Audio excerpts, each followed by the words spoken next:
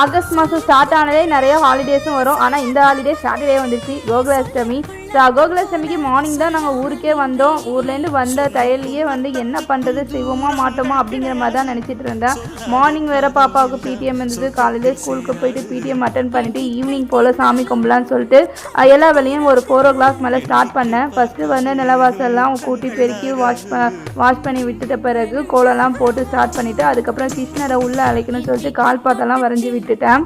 எனக்கு இந்த தடவை எந்த ஒரு ஃபங்க்ஷனையும் புது வீட்டில் ஸ்டாப் பண்ணக்கூடாது, எல்லாத்தையுமே கரெக்டாக பண்ணிடணும் அப்படிங்கிறதுக்காகவே டயர்டாக இருந்தாலும் பரவாயில்ல, இன்றைக்கி நம்ம சாமியை கும்பிட்டே ஆகணும் அப்படின்னு சொல்லிட்டு பாப்பாவுக்கு ராதை வேஷம் போட்டு விட்டு அழகாக ஊர்லியெல்லாம் பூ வச்சு ரெடி பண்ணி வாசல் எல்லாமே வச்சுட்டேன்.